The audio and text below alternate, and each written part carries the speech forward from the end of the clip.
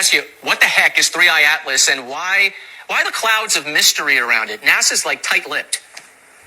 Well, there's a split in the astronomical community.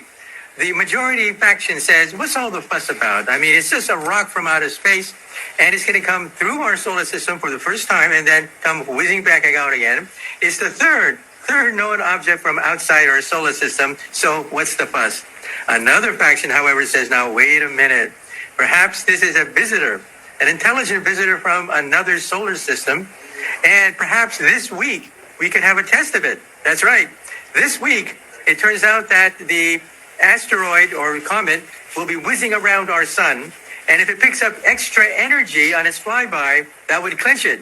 That means there's extraterrestrial intelligence involved. So watch for it. On October 30th, starting then, we're going to track it to see whether it gets an extra boost of energy. If so, it means we are being visited. Oh, so, okay, if it's not a giant rock, and it could be a sign of life out there, something's got to be steering it, right? That's right. And as it goes around the sun, there's something called the Oberth effect. The Oberth effect says that if you were to whip around the sun, you would pick up extra energy in the process. So we're going to watch for it. The energy in must equal the energy out, according to the ordinary theory.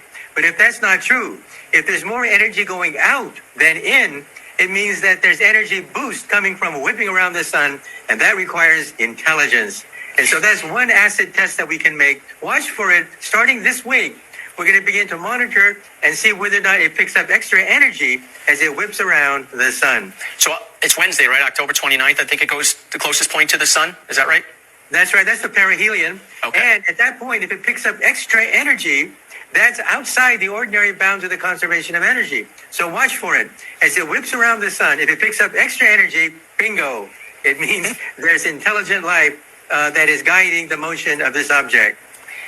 This is interesting. I love this stuff. So NASA is launching its Artemis 2 program in 2026, I think, sending crewed missions around the moon and then landing on the lunar surface. Let me ask you, Professor, when do you think that we might see some permanent bases on the moon? Should we? Do we know everything about the moon already or not? Certainly the dark side is different. And what about Mars? You think we'll ever set foot on Mars? Well, that's a wish list of what we have for NASA. However, it's going to take time.